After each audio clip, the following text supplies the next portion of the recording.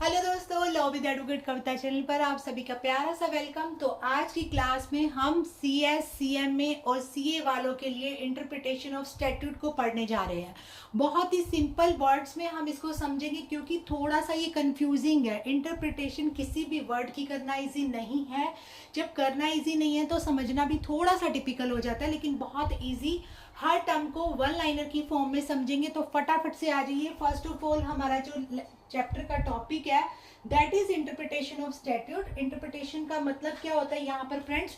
अर्थ निकालना। किस चीज का अर्थ? जो भी वर्ड्स लॉ में दिए गए हैं, यहाँ पर दे रखा है कि जो भी वर्ड्स लॉ में दिए गए हैं उन वर्ड्स का अर्थ निकालने के लिए हम क्या करते हैं? किसी भी वर्ड को इंटरप्रिएट करते हैं। ठीक है। और यहाँ पर स्टैट्यूट का मतलब क्या होता है फ्रेंड्स? स्टैट्यूट का मतलब होता है कानून। ठीक है। यहाँ पर जनरली दे रखा है कि स्टैट्यूट का मतलब होता है सोर्स, एक ऐसा सोर्स जहां से लॉ या रेगुलेशन जो है आते हैं। ठीक है। तो यहाँ पर देखो सोर्स की बहुत सारी डेफिनेशंस हैं, इसलिए मैं वन बाय वन बता रही हूँ। सबसे पहले सोर्स को, स्टैट्यूट को समझेंगे। That is source from law and regulation comes. जहां से भी लॉ एंड रेगुलेशंस आते हैं उसी को ही हम क्या बोलते हैं? स्टैट्यूट बोलते हैं। दूसरा, यहाँ पर स्टैट्यूट की जो डेफिनेशन दे रखी है फ्रेंड्स, उसका मतलब यहाँ पर सिंपल शब्दों में दे रखा है कि स्टैट्यूट जो होता है इसको हम सिनोनिम भी बोल सकते हैं। इसको हम सिनोनिम्स भी बोल सकते हैं। किस चीज का सिनोनिम? Act of parliament. यानी जो पार्लियामेंट बनाती है वो भी क्या होता है? स्टैट्यूट होता है। इसलिए इसको सिनोनिम बोल दिया है किसका? एक्ट ऑफ पार्लियामेंट का। तीसरी डेफिनेशन जो यहाँ पर स्टैट्यूट के बारे में दे रखी है वो दे रखी है मैक्सवेल ने। उसने भी ये बात कह रखी है कि एज द, स्टैट्यूट का मतलब है as the will of legislature. अब लेजिस्लेचर में कौन आ गया? वही पार्लियामेंट। यानी पार्लियामेंट की जो भी इच्छा होगी, जो भी पार्लियामेंट का एक्ट होगा किसी स्पेसिफिक सब्जेक्ट के ऊपर, उसी को ही हम क्या बोल देते हैं? स्टैट्यूट बोल देते हैं। ठीक है। और यहाँ पर लास्ट वन जो डेफिनेशन दे रखी है इन इंडिया के अंदर, यहाँ पर दे रखा है कि कोई भी लॉ, कोई भी बिल को जब लोकसभा और राज्यसभा दोनों से पास किया जाता है तो पास होने के बाद क्या होता है? उसके बाद उसको प्रेसिडेंट की एसेंट मिलती है। जैसे ही एसेंट मिलती है तो वो क्या बन जाता है? कानून बन जाता है। उसी को ही हम क्या बोलते हैं? स्टैट्यूट बोलते हैं। ठीक है। तो इंडिया के यहाँ पर दे रखा है कि कोई भी बिल जब पास होता है from the both house, pass from the both house, यहाँ पर बोथ हाउस का मतलब लोकसभा एंड राज्यसभा हो गया। ठीक है। जब यहाँ से पास होता है उसके बाद प्रेसिडेंट की एसेंट मिलती है। एसेंट मिलने के बाद वो क्या बन जाता है? स्टैट्यूट, यानी कानून बन जाता है। ठीक है। ये यहाँ पर डेफिनेशन दे रखी थी। और सिंपल, और इसके अंदर एक दो टर्म्स और हैं फ्रेंड्स, जैसे स्टैट्यूट क्या है, रिटन लॉ है, लेजिस्लेचर क्या है, इसको डायरेक्टली एस्टेब्लिश करता है। बाकी चीजें आप खुद से पढ़िएगा। जो इसका मेन क्रक्स था इस टर्म का वो मैंने आपको बता दिया। ये जो होता है यही स्टैट्यूट होता है। अगर इतनी बात समझ में आ गई तो बाकी आपको बहुत इजीली आ जाएगी। अब यहाँ पर देखिए, अगर हम इंटरप्रिटेशन ऑफ स्टैट्यूट सब्जेक्ट की इंट्रोडक्शन की बात करें तो इसका मतलब होता है कि जब भी किसी वर्ड्स का कानून में, किसी एक्ट में, किसी भी बिल में कोई ऐसा वर्ड दे रखा है, ठीक है, जिसके एक से ज्यादा मीनिंग होते हैं तो हम उसको इंटरप्रिएट करते हैं, हम उसका अर्थ निकालते हैं कि किस कंटेक्स्ट में वो वाली बात कही गई है। ठीक है। उसी को ही हम क्या बोलते हैं? इंटरप्रिएट बोलते हैं। ऑफ स्टैट्यूट का मतलब है कानूनी वर्डों का। ठीक है। कानूनी वर्डों का अर्थ निकालना is called interpretation of statute. ये इसकी इंट्रोडक्शन है जो मैंने आपको समझा दी है। पहली टर्म इसके अंदर आ रही है डॉक्यूमेंट। डॉक्यूमेंट क्या होता है फ्रेंड्स? देखो, आपको पता है हमारी मार्कशीट है वो भी डॉक्यूमेंट है। हमारी कोई भी, मान लो हमारी जो एडमिट कार्ड होता है वो भी डॉक्यूमेंट है। तो डॉक्यूमेंट का मतलब जनरली हम बोल सकते हैं जो भी रिटन फॉर्म में होता है, कोई पेपर होता है, कोई ऐसा पेपर जिससे किसी पर्सन की अथॉरिटी को डिसाइड किया जाता है, उसको हम क्या बोलते हैं? डॉक्यूमेंट बोलते हैं। मतलब जिसमें पर्सन से रिलेटेड कोई वैल्यूएबल इंफॉर्मेशन हो। ठीक है। डॉक्यूमेंट का अगर ओवरव्यू दूं तो जिसमें पर्सन रिलेटेड वैल्यूएबल इंफॉर्मेशन हो। ठीक है। ये तो है लाइन आपके समझने के लिए। ठीक है। अब वैल्यूएबल इंफॉर्मेशन किस किस पे हो सकती है, देखिए पेपर पे हो सकती है, अगर आपकी मार्कशीट है, अगर आपके घर के बाहर कोई नेम प्लेट लगी हुई है उसके ऊपर आपका कोई भी नाम है, आपके ऑफिस में आपके नाम की कोई भी प्लेट है यानी किसी सब्सटेंस के ऊपर कोई भी चीज लिखा हुआ है, ठीक है, कोई भी फोटो है जैसे सीसीटीवी कैमरा है उसकी फुटेज है, वो भी क्या आएगा, डॉक्यूमेंट में आएगा, लेकिन उसको इलेक्ट्रॉनिक डॉक्यूमेंट बोलते हैं। मतलब जिससे किसी भी चीज की हमें जो है वैल्यूएबल इंफॉर्मेशन मिल रही है उसको हम क्या बोलते हैं, डॉक्यूमेंट बोलते हैं। ये है ओवरव्यू। अब अगर हम इसमें से पढ़ें तो इसमें दे रखा है फ्रेंड्स, देखो डॉक्यूमेंट दे रखा है, एक पेपर है, मटेरियल थिंग है जो हमें इंफॉर्मेशन देता है, प्रूफ देता है, एविडेंस देता है किसी भी चीज का। लॉ ने इसको टेक्निकल फॉर्म में डिफाइन किया गया है, इंडियन एविडेंस एक्ट में सेक्शन 3 में इसको डिफाइन किया गया है, जनरल क्लॉज एक्ट में सेक्शन 3 के सब क्लॉज 18 में डिफाइन किया गया है। लेकिन जो भी डिफाइन किया गया है उसका मतलब वही है, डॉक्यूमेंट का मतलब anything written on paper, any substance, ठीक है, जो हमें शो करे कि डेफिनेशन ऑफ, देखो यहाँ पर 4 चीजें दे रखी है डॉक्यूमेंट के बारे में। डॉक्यूमेंट मीन्स कोई भी मैटर, कोई भी रिकॉर्ड, कोई भी सब्सटेंस या मीन। यानी यहाँ पर दे रखा है कि फर्स्ट एलिमेंट की ऐसा कोई भी वर्ड या ऐसा पेपर जो हमें ये शो करे कि डॉक्यूमेंट क्या है, किस पर्सन से रिलेटेड है। दूसरी बात यहाँ पर क्या हो सकता है, किसी सब्सटेंस पे भी लिखा हो सकता है, ठीक है। तीसरा यहाँ पर दे रखा है कि किसी सब्सटेंस पे परमानेंट फॉर्म में हो सकता है। चौथा यहाँ पर दे रखा है कोई भी लेटर है, फिगर है, कोई भी मार्क्स है, सिंबल है, किसी पेपर पे कोई ऑफिशियल स्टैंप लगी हुई है, that is also relevant document. आपकी मार्कशीट होगी, आपकी नेम प्लेट होगी, आपकी जो बाइक की प्लेट होती है, नंबर प्लेट होती है, उसको भी हम क्या बोलते हैं, डॉक्यूमेंट बोलते हैं, जिसको हम प्रूव कर सकते हैं एज एन एविडेंस जब भी कोर्ट में रिक्वायरमेंट हो, ठीक है। अब डॉक्यूमेंट यहाँ आपके ज्यादा वाइड नहीं दे रखा, लेकिन डॉक्यूमेंट में इलेक्ट्रॉनिक डॉक्यूमेंट्स भी आता है, जैसे सीसीटीवी फुटेज होगी उसको हम इलेक्ट्रॉनिक डॉक्यूमेंट बोलते हैं। ऐसी चीज जिससे हमें कोई भी रेलिवेंट या वैल्यूएबल इंफॉर्मेशन मिल रही है, दैट इज कॉल्ड डॉक्यूमेंट। अब आ जाइए यहाँ पर इंस्ट्रूमेंट और डॉक्यूमेंट में ज्यादा डिफरेंस नहीं है, लेकिन यहाँ पर मैं इसके अकॉर्डिंग आपको पढ़ के बता देती हूँ। यहाँ पर इंस्ट्रूमेंट का मतलब दे रखा है कि a formal legal document which create or confirm a right or record a fact, ठीक है। मतलब यहाँ पर दे रखा है इंस्ट्रूमेंट, देखो डॉक्यूमेंट का मतलब हमने बताया कोई भी पेपर हो सकता है, किसी सब्सटेंस पे लिखा हो सकता है, कोई नंबर प्लेट है या कोई नेम प्लेट है, उसको हम डॉक्यूमेंट बोलेंगे। लेटर में, फिगर में, कोई फोटोग्राफ है उसको भी हम डॉक्यूमेंट बोलेंगे। लेकिन इंस्ट्रूमेंट का मतलब होता है ऐसा पेपर जिससे किसी पर्सन का राइट डिसाइड हो, जिससे किसी पर्सन का राइट डिसाइड हो। जैसे हम कह सकते हैं, मान लो प्रॉपर्टी डीड है, यहाँ पर मैंने आपको एग्जांपल दिया, मान लो प्रॉपर्टी डीड है, इससे पता चलेगा कि ये प्रॉपर्टी किस पर्सन से रिलेटेड है, ठीक है। डॉक्यूमेंट और इसमें कुछ फर्क नहीं होता है, लेकिन डॉक्यूमेंट में हमें बता रखा है किस को डॉक्यूमेंट बोलेंगे और इंस्ट्रूमेंट में बता रखा है किसको इंस्ट्रूमेंट बोलेंगे, होते दोनों ही डॉक्यूमेंट है। तो यहाँ पर दे रखा है जैसे डीड हो गया, ठीक है, या फिर कोई चार्टर हो गया, ठीक है, कोई रिकॉर्ड हो गया, जिससे किसी पर्सन के राइट को डिसाइड किया जा सकता है, उसको हम क्या बोलते हैं, इंस्ट्रूमेंट बोलते हैं। ये भी एक लीगल डॉक्यूमेंट होता है, फॉर्मल लीगल डॉक्यूमेंट होता है, इसका अपना लीगल इफेक्ट होता है। ये किसी भी पर्सन के राइट और लाइबिलिटी को क्रिएट करने में जो है इसका अहम रोल होता है, और इसको भी हम एज एन एविडेंस प्रूव कर सकते हैं कोर्ट के अंदर, ठीक है।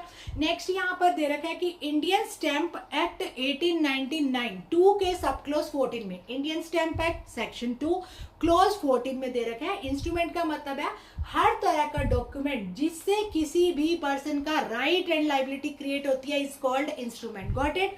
Now next the deed. Deed क्या होता है यहाँ पर फ्रेंड्स, देखिए डीड का मतलब दे रखा है the legal glossary define. Legal glossary क्या होता है, यहाँ पर एक टर्म दे रखे है friends, legal glossary. Legal glossary का मतलब है यहाँ पर लीगल डिक्शनरी से रिलेटेड, ठीक है। तो यहाँ पर लीगल डिक्शनरी में क्या मेंशन है, लीगल डिक्शनरी में दे रखा है कि डीड का मतलब होता है ऐसा इंस्ट्रूमेंट जो राइटिंग में होता है, लीजिबल रिप्रेजेंटेशन फॉर्म में होता है कि कोई भी उसको आसानी से पढ़ सकता है, ठीक है। और यहाँ पर दे रखा है कि इसके अंदर कोई भी, यहाँ पर दे रखा है कि legal representation on words, on parchment, on paper, porting to the effect of some legal disposition, ठीक है। देखिए डीड भी क्या होता है, मैंने आपको जो बताया, देखो डॉक्यूमेंट किसी भी तरह का पेपर, इंस्ट्रूमेंट जिससे किसी भी पर्सन का राइट एंड लायबिलिटी क्रिएट हो। अब उस राइट एंड लायबिलिटी क्रिएट करने वाला डॉक्यूमेंट कौन सा हो सकता है? इस इंस्ट्रूमेंट का एग्जांपल हमने आपको पहले ही दिया, डीड। तो डीड का मतलब वही, लीगल डिक्शनरी से इसका मीनिंग निकाला गया है कि ये भी एक लीगल डॉक्यूमेंट होता है। पर्सन का राइट एंड लायबिलिटी क्या है इस डीड के ऊपर मेंशन होता है, ठीक है। और ये एक जो है और मतलब वैल्यूएबल जो है एविडेंस हम इसको बोल सकते हैं, डीड को भी कोर्ट में प्रूव किया जा सकता है। समझ में आ गई? नेक्स्ट मैंने आपको बताया इंटरप्रिटेशन का मतलब होता है किसी भी वर्ड का अर्थ निकालना, ठीक है। जब एक ही वर्ड के बहुत सारे मीनिंग हो तो हम उसको इंटरप्रेट करते हैं, मोर वाइजली करते हैं कि आखिर ये वाला वर्ड इस लाइन में किस कंटेक्स्ट में कहा गया, दैट इज इंटरप्रिटेशन। अब इसकी इंपॉर्टेंस क्या है? इसकी इंपॉर्टेंस को अगर हम समझे तो फ्रेंड्स देखो यहां पर दे रखा है कि the process of considerable significance in relation to statute law। Interpretation importance है क्योंकि inherent nature of legislation as a source of law है। the process of statute making and process of interpretation take place separately। देखिए इसकी जरूरत क्यों पड़ी? क्या होता है जब भी कोई भी कानून या कोई भी एक्ट या कोई भी यहाँ पर लॉ जो हम पढ़ रहे हैं, इनमें कई बार क्या होता है बहुत सारे वर्ड्स होते हैं। किसी एक्ट में उसका मीनिंग कुछ दे रखा होता है, किसी एक्ट में उसका मीनिंग कुछ दे रखा होता है। जैसे ऑफेंस की डेफिनेशन इंडियन पेनल कोड में भी दे रखी है सेक्शन 40 में, सीआरपीसी में भी सेक्शन 2 के सब क्लोज 9 में भी गिवन था, और जनरल क्लोज एक्ट में भी ऑफेंस की डेफिनेशन दे रखी है। तो कई बार फ्रेंड्स ऐसा होता है एक ही वर्ड की बहुत सारी डेफिनेशन होती है जिसका हमें कंफ्यूजन होती है, हमें एम्बिग्विटी सी लगती है कि हमें इसका अर्थ क्या निकाले। तो उसके लिए हमारे पास आई इंपॉर्टेंस किस चीज की? इंटरप्रिटेशन की। क्योंकि इंटरप्रिटेशन एक आर्ट है, एक स्किल है किस चीज की? समझने के लिए कि किस कंटेक्स्ट में कोई भी वर्ड यहाँ पर यूज किया गया। इंपॉर्टेंस है क्योंकि ये क्या है? एज एन आर्ट है, ठीक है, एक स्किल है, एज अ स्किल है। किस चीज की स्किल? टू इंटरप्रिएट, यानी हम कह सकते हैं to find the true meaning of word, true meaning of legal word हम कह सकते हैं, ठीक है। किसी भी लीगल वर्ड का ट्रू मीनिंग निकालने के लिए ये कला है, इसकी हमें जरूरत पड़ी। अब फ्रेंड्स आपने इंटरप्रिटेशन समझा, साथ ही साथ एक टर्म और समझिए, कंस्ट्रक्शन। कंस्ट्रक्शन क्या होता है फ्रेंड्स? इंटरप्रिटेशन में हम क्या करते हैं? वर्ड बाय वर्ड हम अर्थ निकालते हैं, मतलब हर एक वर्ड का हम अर्थ निकालते हैं, दैट इज कॉल्ड इंटरप्रिटेशन। अब उन वर्डों को जोड़कर, उन अर्थों को जोड़कर, कंस्ट्रक्ट का मतलब क्या होता है? यहाँ पर देखिए इसका मतलब होता है बनाना, तो कंस्ट्रक्ट का मतलब होता है बनाना, यानी उन वर्ड्स के अर्थों को जोड़कर प्रोविजन का क्या इंटेंशन निकल रही है, प्रोविजन की क्या इंटेंशन निकल रही है, क्या उसका क्रक्स निकल रहा है, क्या इंटेंशन निकल रही है, ठीक है, और क्या जो है उसका क्रक्स है, उसी को ही हम क्या बोलते हैं? कंस्ट्रक्शन बोलते हैं। समझ में आ गई दोनों बातें? जब आप अपने नोट से पढ़ोगे आपको लगेगा दोनों बातें सेम कह रखी है फ्रेंड्स, लेकिन इसमें लिटिल बिट डिफरेंस होता है। यहाँ पर हम वर्ड बाय वर्ड का अर्थ निकालते हैं, फिर उन वर्ड्स को जोड़कर कंस्ट्रक्ट कर प्रोविजन का एक्चुअल मीनिंग क्या है, ट्रू सेंस क्या है, ठीक है, किस कॉन्टेक्स्ट में वो बात कही गई है, लॉ मेकर की इंटेंशन क्या है, दैट इज कॉल्ड कंस्ट्रक्शन। समझ में आ गई इतनी बात? अब यहाँ पर देखिए जो इंटरप्रिटेशन है उसकी यहाँ पर क्लासिफिकेशन की गई है, ठीक है। क्लासिफिकेशन यहाँ पर दो तरह से की गई है। देखो पहली जो है लीगल क्लासिफिकेशन, दूसरी जो है ऑथेंटिकेटेड क्लासिफिकेशन। लीगल क्लासिफिकेशन भी दो तरह से होती है, ठीक है। एक यहाँ पर ऑथेंटिकेट नहीं, डॉक्ट्रिनल है, ठीक है, सिद्धांत बेस्ड। डॉक्ट्रिनल मतलब सिद्धांत बेस्ड। अब देखिए लीगल का मतलब क्या होता है, या तो ऑथेंटिकेट हम इंटरप्रेट करेंगे या यूजुअल करेंगे। ऑथेंटिकेट का मतलब होता है जो वेरीफाई है, यानी जब rule of interpretation derived from the legislator himself. Authenticate का मतलब होता है जब ये रूल जो है लाया गया है किस चीज का? इंटरप्रिटेशन का। कहाँ से? फ्रॉम द लेजिस्लेचर से। लेजिस्लेचर का मतलब है कि जब पार्लियामेंट ने कोई भी लॉ बनाया वो किस इंटेंशन से बनाया, किस कॉन्टेक्स्ट में बनाया, उस रूल को हम क्या बोलेंगे? Authenticate interpretation. उसको पढ़कर हमें पता चलेगा कि क्या इसकी जो है वैलिडिटी है। लेकिन यूजुअल की बात करें तो यूजुअल का मतलब होता है साधारण शब्दों में, जैसे मान लो कोई भी कस्टम लगातार चला आ रहा है, ठीक है, कोई भी कस्टम है वो लगातार चला आ रहा है, कस्टम को हम बोल सकते हैं।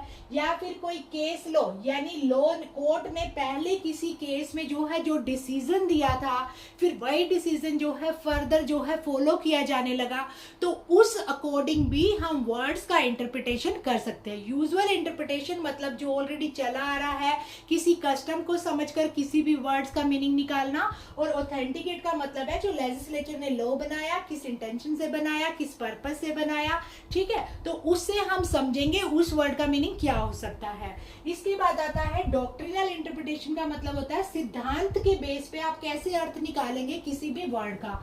तो हम दो तरह से निकालेंगे। एक यहाँ पर दे रखे ग्रामेटिकल। ग्रामेटिकल का मतलब यहाँ पर देखो फ्रेंड्स क्या होता है, ग्रामेटिकल इंटरप्रिटेशन का मतलब होता है कि जब कोर्ट अप्लाई करता है ordinary rule of speech finding out the meaning of words used in statute, यानी जो स्टैट्यूट में कहा गया है, जो किसी स्टैट्यूट में रिटन है, ठीक है, या फिर सेड है, मतलब कोई भी चीज वहां पर कही गई है, अफर्म है या रिटन है, उसका वही जो मतलब कहा गया। ऑर्डिनरी यहाँ पर स्पीच वर्ड यूज किया गया है, ऑर्डिनरी रूल्स ऑफ स्पीच, यानी जो किसी भी स्टैट्यूट में कहा गया है उसका वही मीनिंग लेंगे, दैट इज ग्रामेटिकल। जो रिटन है वही समझना। लॉजिकल का मतलब होता है जब court go beyond the grammatical meaning, जब court go beyond the grammatical meaning, यानी जो ग्रामेटिकल है इसको छोड़कर इसके बाहर जाता है और फाइंड करता है, go beyond and find the, यहाँ पर find the discover intention of statute। समझ में आ गई इतनी बात? बिल्कुल सिंपल शब्दों में हमने इसको समझा कि दो तरह से इंटरप्रिटेशन होती है, one is legal, second is doctrinal. Legal का मतलब है या तो लेजिस्लेचर ने जो कानून बनाया, क्यों बनाया, किस वर्ड्स के किस कॉन्टेक्स्ट में बनाया वो समझना। यूजुअल का मतलब है कि जो ऑर्डिनरी कोई भी कस्टम चला आ रहा है या कोर्ट ने किसी केस में जो डिसीजन दिया था उसी को ही फॉलो किया जा रहा है, दैट इज यूजुअल इंटरप्रिटेशन। उससे हम वर्डों का मीनिंग लगाएंगे। ग्रामेटिकल का मतलब होता है जो किसी कानून में लिखा हुआ है, ordinary rule of speech which is written in statute, we will follow that accordingly. Second thing is logical, मतलब कोर्ट जो है बियॉन्ड जाता है, जो यहाँ पर कानून में लिखा हुआ है उसके बाहर जाता है, अपनी डिस्क्रिशनरी पावर को यूज करता है, जैसे कि एक प्रूडेंट मैन यानी समझदार बुद्धिमान व्यक्ति को करना चाहिए, that is called logical interpretation. ठीक है, अब आ जाइए, तो अब हम समझेंगे rule of interpretation of statute क्या है। अब हम दो तरह के रूल्स को समझ रहे हैं। पहला रूल्स जो है that is primary and second है सेकेंडरी। प्राइमरी के अंदर ये बहुत सारे रूल्स दे रखे हैं। किस चीज के रूल दे रखे हैं कि किसी भी चीज को इंटरप्रिएट कैसे करना है, ठीक है। तो ये यहाँ पर 5-6 टाइप्स के रूल हैं और सेकेंडरी में 2 यहाँ पर डॉक्ट्रिन दे रखे हैं। इन डॉक्ट्रिन से हम समझेंगे कि किसी भी चीज को इंटरप्रिएट कैसे करना है। फर्स्ट ऑफ ऑल आ जाइए, जो पहला रूल है that is rule of literal construction. Literal construction का मतलब होता है कि अगर यहाँ पर देखो सिंपल सी बात है, लिटरल का मतलब यहाँ पर क्या दे रखा है कि अगर मान लो किसी भी word of statute are capable of one construction only, then it would not be open to the court to adopt any hypothetical construction on the ground कि ये more consistent and with the alleged object and policy of the act।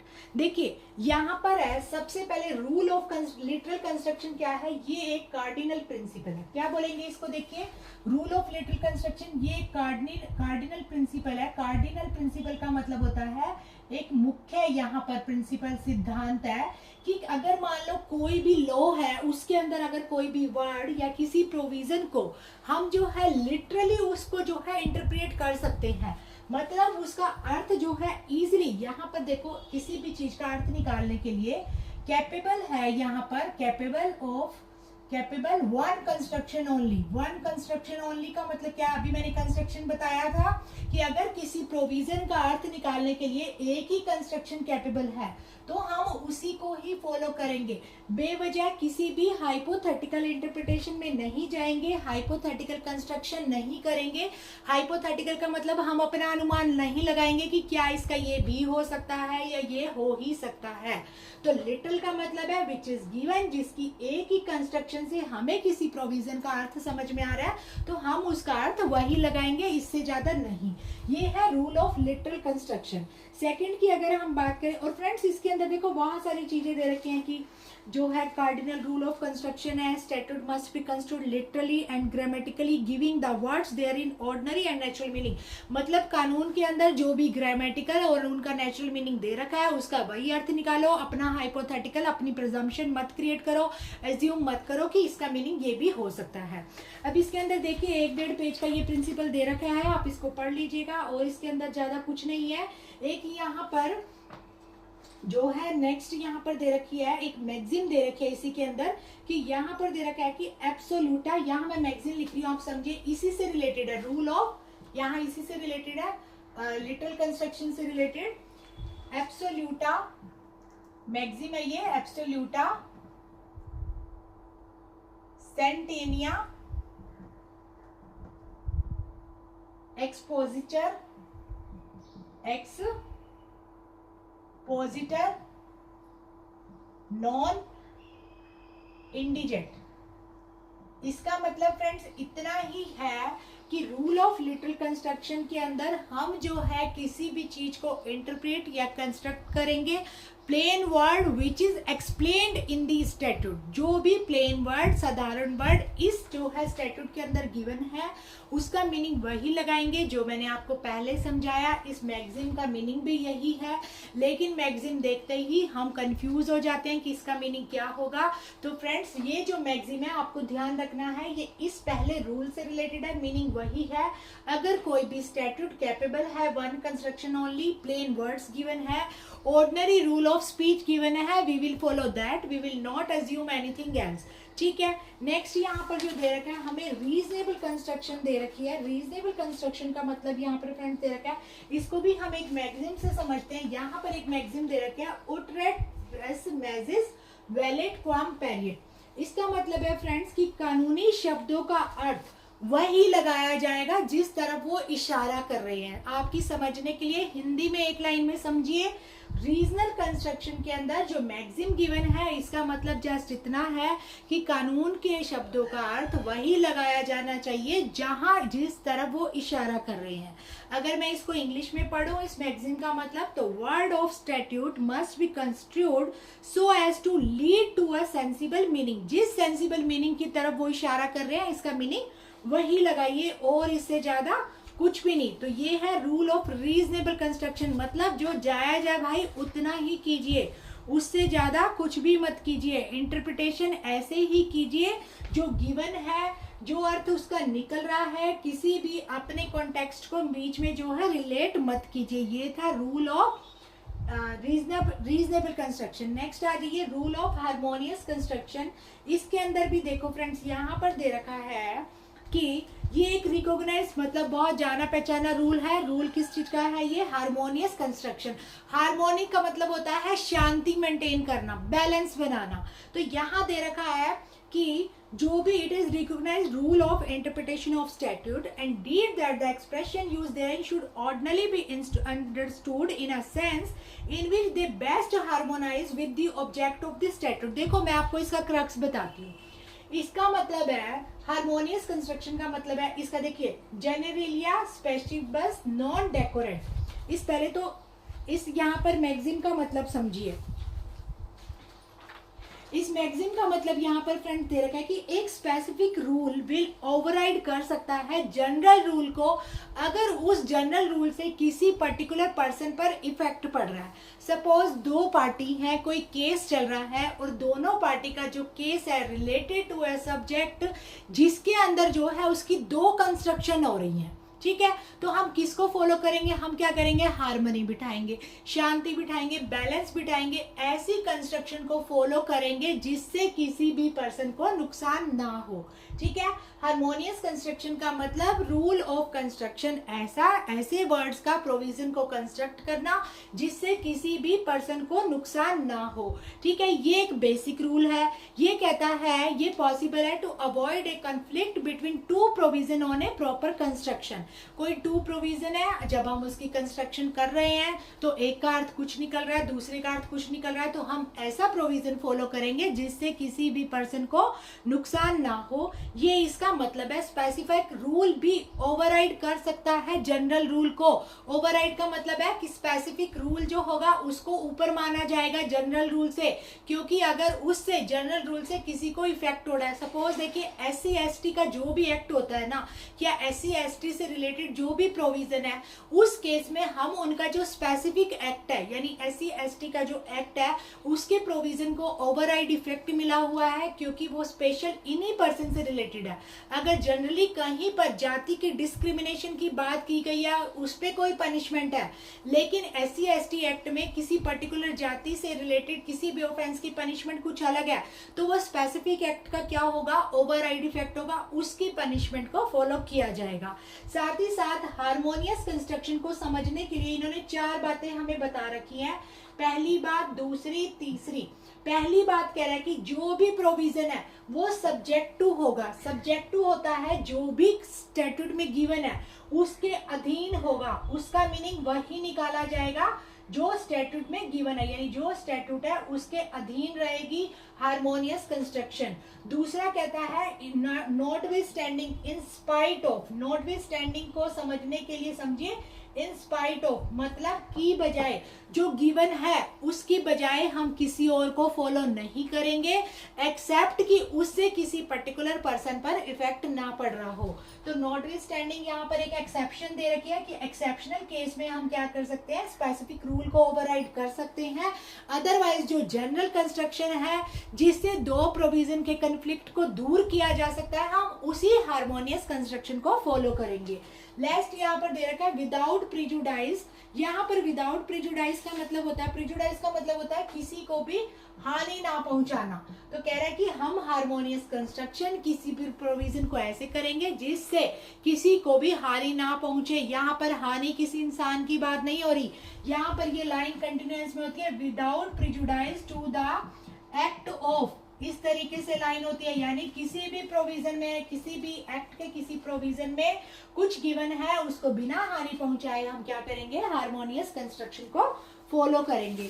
समझ में आ गई इतनी बात। अब यहाँ पर आ जाइए, और इसी को नॉट विथ स्टैंडिंग को ही हम नॉन ऑब्स्टेंटे भी बोलते हैं। नॉन ऑब्स्टेंटे क्लोज भी बोलते हैं। ध्यान रखिएगा, MCQ में आ सकता है ये नॉन ऑब्स्टेंटे का मतलब क्या होता है। अब नॉट विथ स्टैंडिंग तो पढ़ रखा होता है, नॉन ऑब्स्टेंटे पढ़ नहीं रखा होता तो समझ में नहीं आता कि इसका मीनिंग क्या हो सकता है।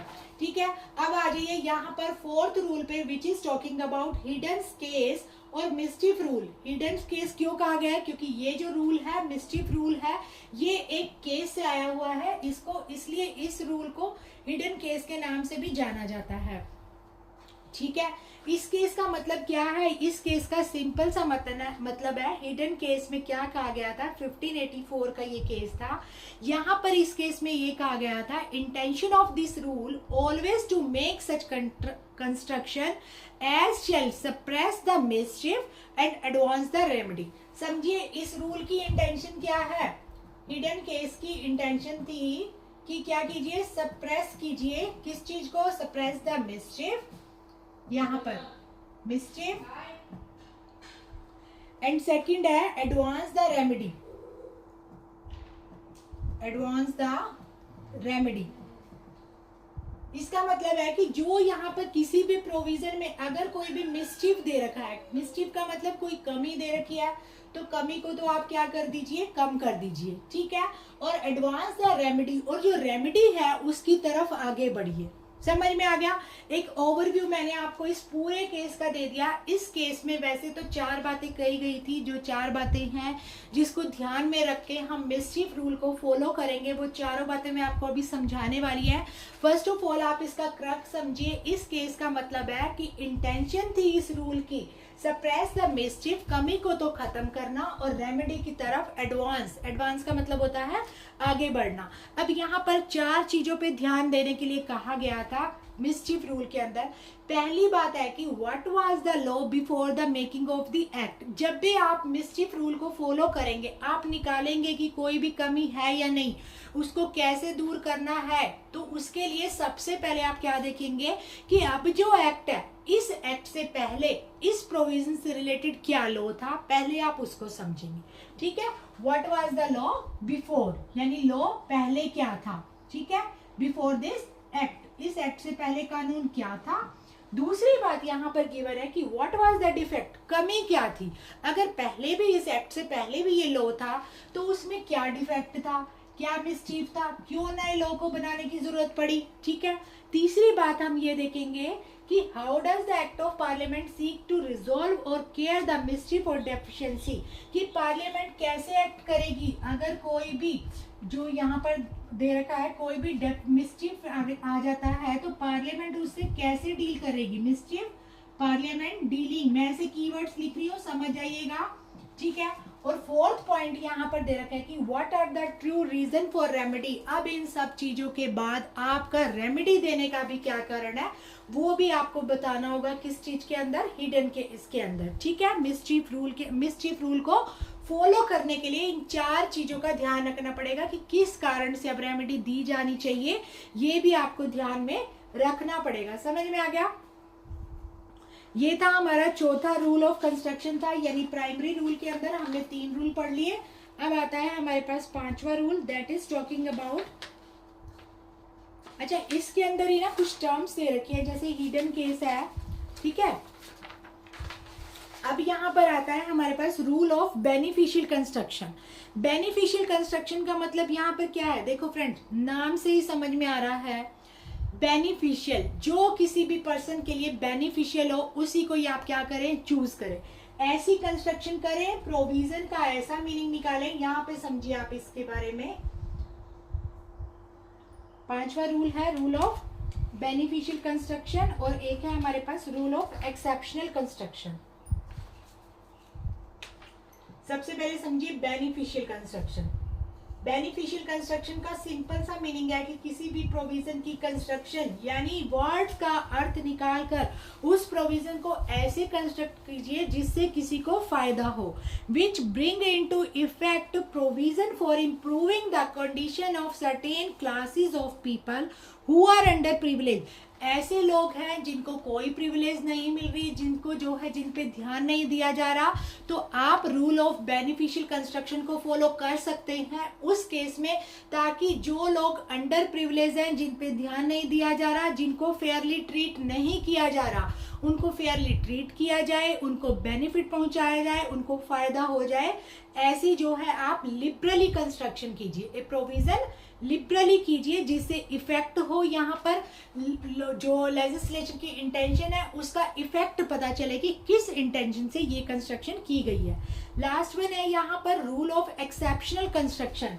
एक्सेप्शनल कंस्ट्रक्शन का मतलब है कि मान लो आपको किसी प्रोविजन में कोई जो है लॉ का मीनिंग दे रखा है, ठीक है, अगर आपको लग रहा है यहाँ पर जो जनरल रूल है उसकी कोई सेंस ही नहीं बन रही, तो वहां पर आप एक्सेप्शनल कंस्ट्रक्शन को फॉलो कर सकते हैं। मतलब उस संदर्भ में एक प्रूडेंट मैन को जो करना चाहिए, अपनी डिस्क्रिशनरी पावर को यूज करना चाहिए, उन वर्ड्स का मीनिंग क्या होना चाहिए आप उसको यूज कर सकते हैं। एक्सेप्शनल कंस्ट्रक्शन जहां पर आपको लगे कि जनरल रूल के अंदर कोई सेंस ही नहीं बन रही, तो आप यहाँ पर एक्सेप्शनल कंस्ट्रक्शन कीजिए, मतलब अपनी डिस्क्रिशनरी पावर का यूज कीजिए, जैसे कि एक प्रूडेंट मैन को करना चाहिए ऐसी सिचुएशन में। ठीक है, अब यहाँ पर कुछ टर्म्स दे रखे हैं फ्रेंड्स, जैसे यहाँ पर दे रखा है, यहाँ समझिए एक बार, वैसे आपको इसका मीनिंग पता होगा, फिर भी चलो समझते हैं। देखो यहाँ दे रखा है एंड या फिर, कई जगह पे और दे रखा होता है। इसका मतलब क्या है, एंड का मतलब होता है जब दो को ज्वाइन करना हो, और ये और का मतलब होता है जब दो में से, टू में से किसी एक को चूज करना हो। किसी भी सेंटेंस में, किसी भी प्रोविजन में, किसी भी लाइन में अगर ये चीजें मेंशन है तो इसका मतलब ये है दो चीजों को ज्वाइन करने के लिए एंड का यूज करेंगे, दो में से एक को चूज करना है तो और का यूज करेंगे। मे, मस्ट और शेल। देखिए जहां पर मे लिखा है किसी प्रोविजन में, यहाँ पर प्रिजम्पशन है, कोर्ट मान भी सकता है और कोर्ट नहीं भी मान सकता। ये क्या होता है, डिस्क्रिशनरी होता है। और अगर मान लो शेल लिखा है किसी प्रोविजन में तो यहाँ पर ये कोर्ट की तरफ से मैंडेटरी होता है, उसको वैसे ही माना जाएगा, कोर्ट ये कहता है। और जहां पर मस्ट है इसको हम डायरेक्टरी प्रोविजन बोलते हैं, यानी जो यहाँ पर कह दिया, डायरेक्शन दे दी, वो फॉलो होनी चाहिए। समझ में आ गई इतनी बात। नेक्स्ट यहाँ पर दे रखा है इसके अंदर, अब आता है हमारे पास सेकेंडरी रूल ऑफ इंटरप्रिटेशन। मैंने आपको प्राइमरी रूल सारे पढ़ा दिए जिसके अंदर हमने 6 रूल को पढ़ा। सेकेंडरी के अंदर हम इस दो मैगजीन को समझेंगे। पहली मैगजीन है नोसिटर असोसिस एंड सेकंड है एजुडस जेनेरिस एप्ली। ठीक है, अब इसका समझिए। सबसे पहले देखिए एजुडस जेनेरिज्म को हम समझेंगे। इसका मतलब होता है कि सेम काइंड, यहाँ पर दे रखा है सेम काइंड का, ठीक है, स्पीशीज का, या फिर हम बोल सकते हैं कैटेगरी का। इसका मतलब क्या है कि जब कोई भी स्पेसिफिक वर्ड किसी स्पेसिफिक क्लास से रिलेटेड हो, स्पेसिफिक यहाँ पर कैटेगरी से रिलेटेड हो, जीनस से रिलेटेड हो बाय द जनरल वर्ड, तो general word shall be construed as limited to the things of the same kind as those specified. कह रहा है कि मान लो किसी चीज में, किसी प्रोविजन में कोई ऐसे वर्ड्स लिखे हुए हैं जो स्पेसिफिक वर्ड्स किसी स्पेसिफिक क्लास से रिलेटेड है, ठीक है, तो उसके बाद जनरल वर्ड लिखे हुए हैं तो जनरल वर्ड का मीनिंग उसी स्पेसिफिक क्लास से माना जाएगा। ठीक है, जैसे यहाँ पर समझिए, मान लो किसी प्रोविजन में यहाँ पर लिखा हुआ है कि कार, बस, ठीक है, या फिर यहाँ पर लिख दिया ट्रक एंड अदर थिंग, ठीक है, अदर थिंग। अब ये क्या हो गया हमारे, ये सब तो क्या हो गए, स्पेसिफिक वर्ड हो गए, ठीक है, और ये हो गया यहाँ पर जनरल वर्ड। तो यहाँ पर जनरल वर्ड का मीनिंग भी क्या लगाया जाएगा, इसी संदर्भ में लगाया जाएगा। मतलब यहाँ पर अदर थिंग का मतलब ऐसे व्हीकल्स की बात हो रही है जो रोड पर चलते हैं। ये जस्ट एक एग्जांपल है, आपके इंटरप्रिटेशन से इसका कोई मतलब नहीं है। सिर्फ मैं जनरल वर्ड और स्पेसिफिक वर्ड को कैसे हमें समझना है वो मैं आपको बता रही हूँ। जब भी किसी प्रोविजन में कुछ स्पेसिफिक वर्ड सेम कैटेगरी के दे रखे हो, उसके बाद जनरल वर्ड गिवन हो, तो जनरल वर्ड का मीनिंग भी उसी स्पेसिफिक कैटेगरी के साथ जो है मेल खाता होना चाहिए। ठीक है, जनरल वर्ड का मीनिंग भी उस कैटेगरी तक लिमिटेड होना चाहिए। और ये रूल कब अप्लाई होगा, एजुडस जेनेरिस एप्ली, यानी ये रूल कब अप्लाई होगा, तो फ्रेंड्स जब statute contain an enumeration of specific word, जब किसी भी कानून के अंदर लिस्ट दे रखी हो स्पेसिफिक वर्ड की, यानी यहाँ पे हम इस रूल्स की एप्लीकेशन को समझने जा रहे हैं। कब हम समझेंगे इसको, कब इसको अप्लाई करेंगे, पहले तो जब लिस्ट दे रखी हो स्पेसिफिक वर्ड की किसी भी प्रोविजन के अंदर, तो हम इसको उसको समझने के लिए हम ये वाली जो है मैगजीम है इसको फॉलो करेंगे। सेकंड थिंग यहाँ पर दे रखी है subject of list constitute A class और कैटेगरी, यानी जो उसके अंदर सब्जेक्ट है, प्रोविजन का जो भी सब्जेक्ट है वो क्या कर रहे हैं, एक स्पेसिफिक यानी स्पेसिफिक क्लास ऑफ कैटेगरी को बना रहे हैं, क्लास ऑफ कैटेगरी को कॉन्स्टिट्यूट कर रहे हैं, बना रहे हैं उसको समझने के लिए।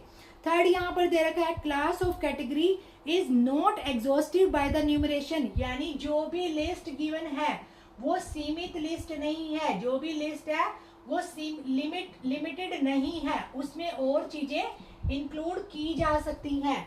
फोर्थ पॉइंट यहाँ पर दे रखा है general term follow the numeration, यानी जो भी लिस्ट में गिवन है उसी से ही हम क्या करेंगे, जनरल टर्म्स का मीनिंग समझेंगे। इस रूल का मतलब यही है, जब भी किसी प्रोविजन में कुछ वर्ड सिमिलर दे रखे हो, मान लो कोई वर्ड जो है पार्लियामेंट एक्ट से रिलेटेड दे रखा है, जैसे पार्लियामेंट में बिल जो है पेश हुआ, फिर पास हुआ, लोगों ने वोटिंग की एंड अदर थिंग क्या होगा, एट लास्ट उसमें सैंक्शन होगा। तो इसी तरीके से इसका मीनिंग हम समझेंगे। पहले हमने समझा इसको, अब आ जाइए यहाँ पर इसके अंदर एक्सेप्शन दे रखी है कि कब हम इसको यूज नहीं करेंगे। देखिए सेम चीजें हैं, स्पेसिफिक वर्ड है, जनरल मीनिंग का, जनरल वर्ड का मीनिंग भी हम वही लगाएंगे। कब नहीं लगाएंगे, तो अगर the presiding term is general, अगर पहली टर्म जनरल आ जाए, हमने कहा अगर स्पेसिफिक वर्ड्स पहले हैं तो बाद वाले जनरल वर्ड्स का मीनिंग उसी स्पेसिफिक वर्ड्स के अकॉर्डिंग लगाया जाएगा। लेकिन अगर जनरल वर्ड्स पहले आ जाए तो हम इस जो है रूल का, इस मैक्सिम का एप्लीकेशन नहीं करेंगे। दूसरी बात, जब भी किसी पर्टिकुलर वर्ड का पूरा मीनिंग दे रखा है तो भी हम उसको किसी और से रिलेट करके उसका मीनिंग नहीं निकालेंगे। तीसरी बात, अगर जो भी स्पेसिफिक ऑब्जेक्ट लिस्ट में मेंशन है वो ऑलरेडी डिफरेंट नेचर का है तो उसको भी हम जनरल को स्पेसिफिक से और स्पेसिफिक को जनरल से जो है हम रिलेट नहीं करेंगे। ये था रूल ऑफ एजुडस जेनरिसिस अप्लाइज। कब होगा मैंने आपको बता दिया। अब यहाँ पर डॉक्ट्रिन दे रखी है, डॉक्ट्रिन ऑफ नोसिटर एसोसिस। इसका मतलब होता है कि किसी भी वर्ड्स को समझने के लिए, इसका मतलब होता है कि किसी भी वर्ड्स को समझने के लिए, किसी भी वर्ड्स को समझने के लिए उसके आसपास के वर्ड्स को देखिए, समझने के लिए आसपास के वर्ड्स को समझिए।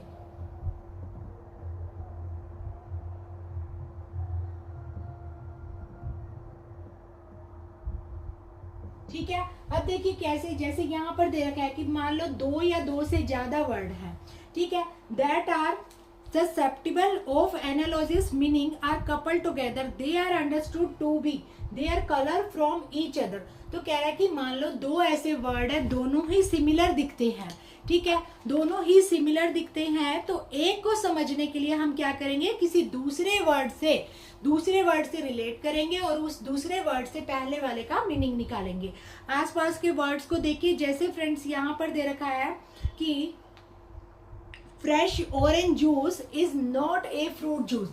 अब ऑरेंज जूस बोलिए या फ्रूट जूस बोलिए, बात तो एक ही है। तो यहाँ पर दे रखा है कि ये इसका आपके जो है, इसका आपके नोट्स का एग्जांपल है कि जब dealing with the purchase tax act हम यूज करते हैं expression manufactured beverage including fruit juice and bottle water and syrup. इसके अंदर ये कह रखा है फ्रेंड्स कि जब भी हम कोई मान लो कोई चीज परचेज कर रहे हैं, हमने कहा कि हमें बेवरेज परचेज करने हैं, ठीक है, अब उस बेवरेज के अंदर जूस भी आ जाएगा, वाटर बॉटल भी आ जाएंगी, कोल्ड ड्रिंक बॉटल भी आ जाएंगी। तो हमने कहा ना हम किसी भी वर्ड्स को समझने के लिए आसपास के वर्ड्स को देखेंगे।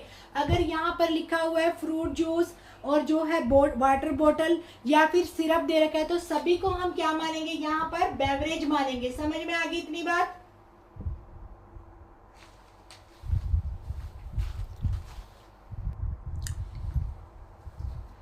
तो अब हम समझ रहे हैं सेकेंडरी रूल्स की दूसरी मैगजीन को, जो यहाँ पर गिवन है नोसिटर एसोसिस। इसका मतलब है कि किसी भी वर्ड्स को समझने के लिए उसके आसपास को वर्ड्स को देखिए। फ्रेंड जैसे हमने इसमें समझा है कि सेम काइंड, सेम स्पीशीज या कैटेगरी के अगर वर्ड्स हैं तो जो बाकी जो जनरल वर्ड है उसका मीनिंग उन्हीं स्पेसिफिक वर्ड्स के अकॉर्डिंग लगाया जाएगा। जैसे हमने लिखा कार, बस, ट्रक, तो अदर थिंग्स में क्या आ जाएगा, सभी रोडवेज वाले व्हीकल्स आ जाएंगे। लेकिन यहाँ पर गिवन है किसी भी वर्ड्स को समझने के लिए आसपास के वर्ड्स को समझिए, यानी यहाँ पर गिवन नहीं है, ना ही स्पेसिफिक वर्ड्स गिवन है, ना ही जनरल वर्ड गिवन है, लेकिन आपको ऐसे प्रोविजन दे रखे हैं जिस प्रोविजन के अंदर दो कंस्ट्रक्शन हो रही हैं, तो उसको समझने के लिए बाकी लाइंस को रीड किया जाएगा, उसकी कंस्ट्रक्शन किस कॉन्टेक्स्ट में क्या कही गई है वहां पर हम इस रूल को समझेंगे। ठीक है, ये था सेकेंडरी रूल की 2 मैगजीन। इसके बाद 2 मैगजीन और दे रखी है, लेकिन इससे पहले मैं आपको ये समझाऊंगी कि इंटरनल एटू किसी भी इंटरप्रिटेशन या कंस्ट्रक्शन के लिए, यानी किसी भी स्टैट्यूट की इंटरप्रिटेशन के लिए या फिर कंस्ट्रक्शन के लिए हमें जो है इन चीजों को समझना बहुत जरूरी होता है। क्यों जरूरी होता है? कई बार हमने जितने भी रूल्स पढ़े इससे भी हम अपने जो है वहां तक प्रोविजन की इंटेंशन तक जो है लॉ मेकर ने जिस इंटेंशन से बनाया, किस कॉन्टेक्स्ट में कोई भी प्रोविजन लाया, तो वहां तक नहीं पहुंच पाते, तो हम इससे समझेंगे। देखिए, इंटरनल एड्स का मतलब है कि ये सारी चीजें हमारे लॉ में गिवन होती हैं, हमारे एक्ट में गिवन होती हैं। अगर किसी प्रोविजन के अंदर के मैटर से हमें नहीं समझ में आ रहा, हमारा क्रक्स नहीं निकल रहा, हमें उसका मीनिंग नहीं समझ में आ रहा, तो हम क्या करेंगे, उसका टाइटल देखेंगे। उस एक्ट के अंदर जो भी एक्ट ऑफ मतलब एक्ट और प्रोविजन का, यहाँ पर जो भी एक्ट है उस प्रोविजन का हम क्या करेंगे, सबसे पहले टाइटल देखेंगे। टाइटल का मतलब है कि क्या दे रखा है। जैसे हमारे कंपनी लॉ का टाइटल है कंपनीज लॉ एक्ट 2013, फिर उसके अंदर चैप्टर है, चैप्टर के टाइटल है शेयर होल्डर का है, डिबेंचर का है। तो उस टाइटल से हमें समझ आ जाता है कि इस चैप्टर के अंदर जो चीजें भी गिवन है वो शेयर होल्डर से रिलेटेड है या कंपनी की इनकॉर्पोरेशन से रिलेटेड है। तो सबसे पहले हम क्या देखेंगे, टाइटल को देखेंगे। अगर टाइटल से भी क्लैरिटी नहीं आती या जरूरी नहीं है क्लैरिटी आ भी जाए तो भी आप अच्छे से समझने के लिए आप उसकी प्रियम्बल भी देखिए, क्योंकि प्रियम्बल के अंदर जो है उस एक्ट का ऑब्जेक्ट दे रखा होता है, स्कोप दे रखा होता है। किसी भी चीज को समझने के लिए हमें प्रियम्बल को पढ़ना जरूरी होता है, क्योंकि प्रियम्बल से हमें पूरे एक्ट का क्रक्स पता चलता है कि पूरा एक्ट जो है किस ऑब्जेक्ट से बनाया गया। उसके बाद हेडिंग देख लीजिए, सिंपल सी बात है, अगर कहीं पर किसी चीज की हेडिंग लिखी होगी तो हमें समझ आ जाएगा। जैसे मान लो इंग्लिश में लिखा हुआ है हेडिंग में प्रोनाउन, तो हमें समझ आ जाएगा नीचे के सेंटेंस रिलेटेड टू प्रोनाउन है, अगर नाउन लिखा है तो नाउन से रिलेटेड है। उसके बाद आ जाइए सेक्शन, सेक्शन से आपको समझ में आ जाएगा। इलस्ट्रेशन का मतलब होता है कि जो भी सेक्शन के अंदर जो भी डिस्क्रिप्शन दे रखे, जो भी डिस्क्राइब किया गया है सेक्शन के अंदर, डिस्क्राइब प्रोविजन है, उसको और आसान शब्दों में एग्जाम्पल देकर समझाया जाता है इसमें इलस्ट्रेशन में। जैसे यहाँ पर लिख दिया टू एंड मोर पीपल, तो यहाँ पर टू और मोर पीपल का नाम दे दिया जाता है। जैसे सपोज एक ए है एक बी है, इस तरीके से प्रोविजन को समझाया जाता है। प्रोविजो का मतलब होता है कंडीशन लगा दी जाती है, शर्त लगा दी जाती है कि आप इस प्रोविजन को कहाँ तक जो है फॉलो करेंगे और कहाँ फॉलो नहीं कर सकते, वहां पर एक रिस्ट्रिक्शन होती है प्रोविजन में। एक्सप्लेनेशन का मतलब होता है वही उसकी व्याख्या करना जो गिवन है, इसका मतलब अपनी सिंपल भाषा में साधारण शब्दों में बता दिया जाता है कि ये कहना चाह रहा है।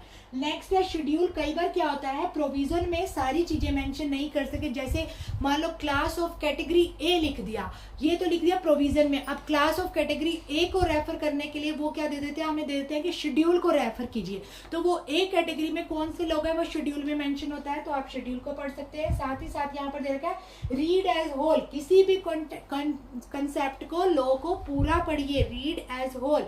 एक दो वर्ड समझकर उसका मीनिंग मत लगा लीजिए, पूरा वर्ड समझिए, उससे आपको लॉ मेकर की इंटेंशन पता चलेगी, प्रोविजन किस कॉन्टेक्स्ट में गिवन है वो पता चलेगा, और इससे आपको पूरा जो है कंसेप्ट जो है अच्छे से समझना आएगा। अब ये तो थी इंटरनल एड जो हमें एक्ट में गिवन है, उससे समझिए। अगर कोई लॉ में कंफ्यूजन है, कोई एम्बिग्विटी है, ठीक है, कोई मिस्टीफ है, तो इससे समझिए। इससे भी नहीं बात बननी तो एक्सटर्नल एड्स में आ जाइए। एक्सटर्नल एड का मतलब है पहले आप उस लॉ की हिस्ट्री पढ़िए। जैसे अब जो एक्ट है वो पहले क्या था, क्या पहले उससे रिलेटेड कोई लॉ था, उसकी हिस्ट्री पढ़िए, क्यों इस लॉ की रिक्वायरमेंट पड़ी, हिस्ट्री में ये सब चीजें मेंशन होती है।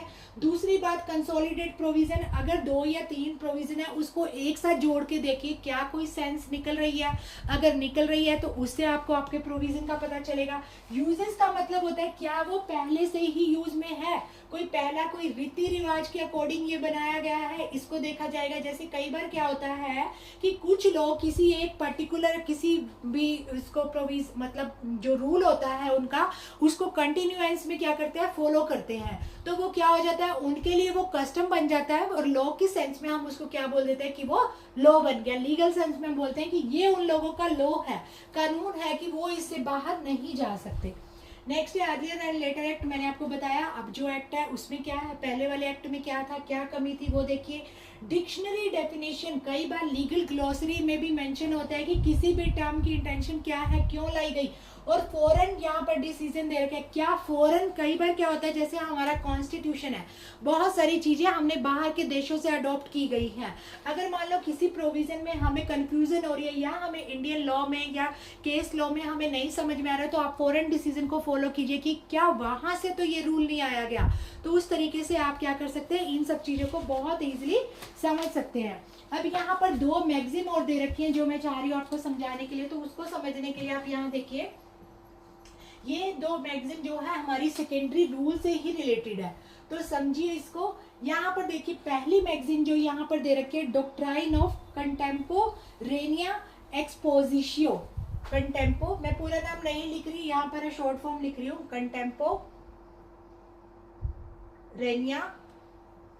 और एक्सपोजिशो, पहली मैगजीन। दूसरी यहाँ पर दे रखा है ऑप्टिमा लीगम इंटरप्रेस से इस्ट कंस्टिट्यूट। अब देखिए इसका मतलब क्या है। पहली जो डॉक्ट्राइन है ये कहता है कि डॉक्ट्राइन बेस्ड है ऐसे कंसेप्ट पे कि एक स्टैट्यूट या डॉक्यूमेंट इंटरप्रेट किया जाएगा by referring to the exposition it has received from contemporary authority.